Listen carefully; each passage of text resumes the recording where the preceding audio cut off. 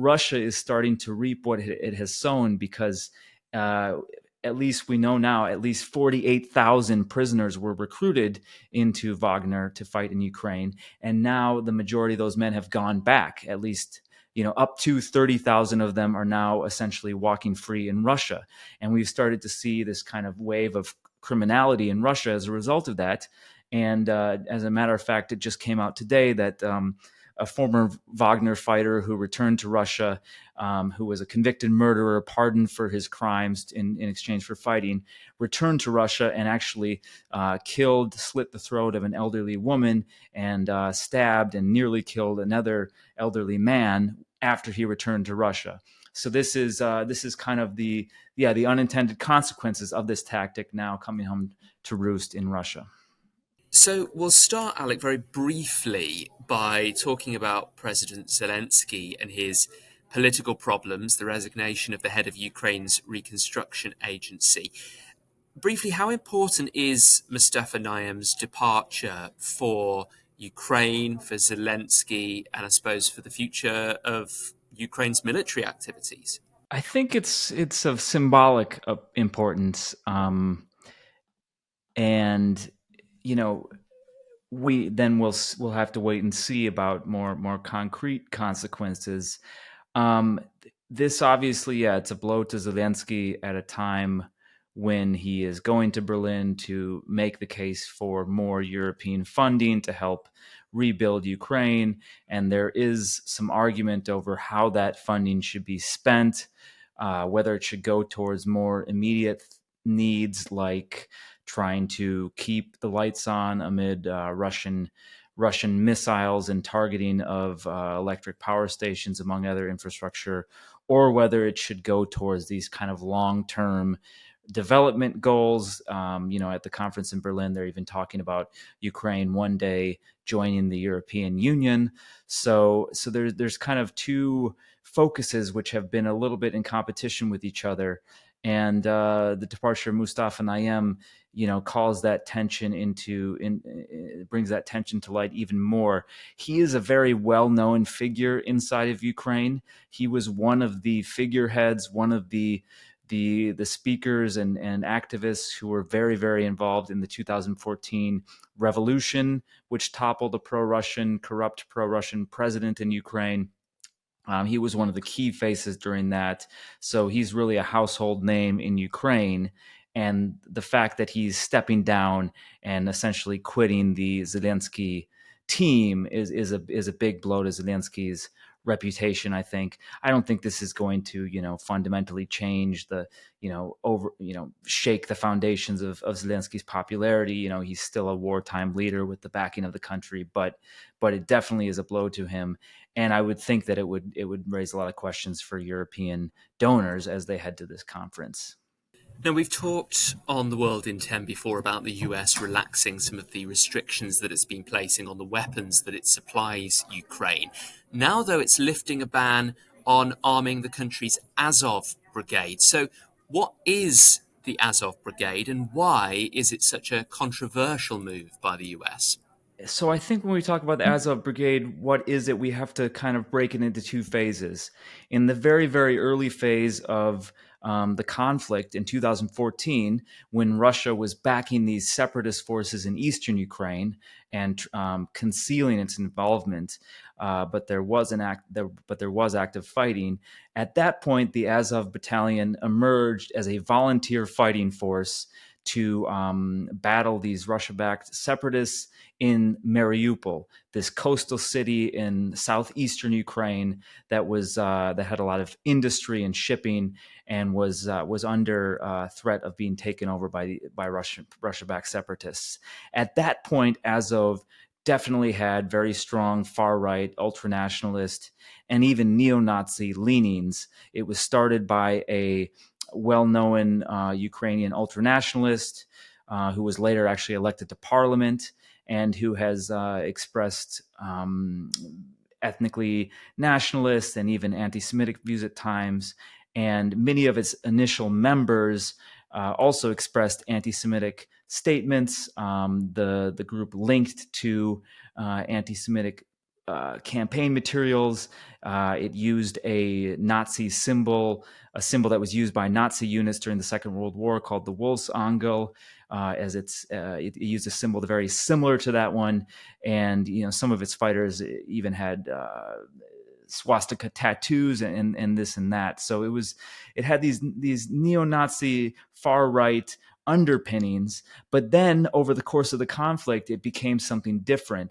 As the conflict wore on, as Azov grew a reputation for being one of the most effective Ukrainian fighting units, more and more recruits flooded its ranks, many of whom did not have any sort of far right ideology, right? So the identity of the group shifted a bit into just less of a far right kind of symbolic group into more of just an effective fighting force that Ukraine has really relied upon. And nowhere was that more evident than in 2022 when Russia threw a lot of its forces into this campaign to take the city of Mariupol, where Azov was based. And Azov was essentially responsible for the entire defense of the city, and hundreds of its fighters in the end holed up in a steel plant in the underground passages of this steel plant in Mariupol, fighting off the Russian advance, holding out underground even after the entire city above them had been taken by Russian forces for months. And in the end surrendering, and hundreds of them are still in captivity to this day. So they became the symbol of Ukrainian national resistance, heroes to the entire country. And so there are these two, the far right neo-Nazi underpinnings, and then the kind of beloved fighting unit that it's become, right, when we talk about Azov. And so I think the U.S. Congress has tried to now recognize that, whereas before the U.S. had put this ban on supplying weapons to Azov, and U.S. Congress had even inserted language into these spending bills saying specifically that arms cannot go to this neo-Nazi regiment. Now that's shifted to where the State Department has said, well, we didn't find any evidence of allegations of human rights abuses by Azov. The Human Rights Watch and Amnesty International had previously said that they had evidence that Azov had been involved in torture and extrajudicial detentions. The State Department has now said it hasn't found any evidence of those human rights abuses, and therefore it's going to go ahead providing both arms and training to Azov. Let's talk about a group on the Russian side now. I think many people might remember hearing about the Wagner mercenary group, this private Russian army, which was heavily involved in the fighting when the war broke out, then particularly in the city of Bakhmut last year. Now we know about this huge toll that battle, the one in Bakhmut, took on Wagner forces, don't we? Yeah, so this is something that had been alluded to before heavy Russian losses in the Bakhmut meat grinder, as it's come to be called.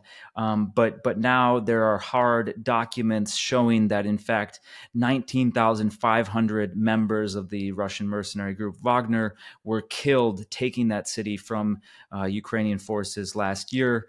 This was a hugely symbolic battle for both sides. It became this kind of litmus test where both Vladimir Putin and Volodymyr Zelensky wanted to control this city as a sign of what they could do and how they could win this conflict. And it became the graveyard for thousands, and now we know at least 9,500 Wagner fighters. The other interesting thing about that figure is that most of those, 17,000 of those fighters, were actually prisoners who were recruited from Russian prisons and promised their freedom in exchange for fighting for 6 months on the front lines in Ukraine. This was a controversial, or this was a noted, a new tactic at the time. We saw Yevgeny Prigozhin, the leader of the Wagner mercenary group, personally appearing in prison yards in Russia and recruiting these prisoners. No matter what their crimes, they could win their freedom on the front lines in Ukraine. And this just shows how that ended up being essentially key to the Russian war offensive at that time, as those prisoners ended up bearing the brunt of the casualties in the Bakhmut operation. Of course, it's also interesting because um, that Bakhmut operation made kind of a national hero out of Yevgeny Prigozhin, the leader of Wagner, who became enveloped in this very public disagreement fight with the Russian military command. He claimed that they were not giving his troops enough ammunition in the fight to take Bakhmut, and that's the reason that they were dying in great numbers. And that fight ended up leading him to the next month march on Moscow, take his troops and his tanks, and march on Moscow in this insurrection, in this coup attempt, really, against the military leadership in Moscow. They came within 200 kilometers of Moscow. It was the most dangerous moment for the Putin regime that we've seen in all 24 years of his rule. And that came directly out of Bakhmut and the disagreements that they had between Prigozhin and the military, and also the national popularity that he had started to win as a result of Bakhmut. So, of course, that all came at this cost, a high cost of bloodshed.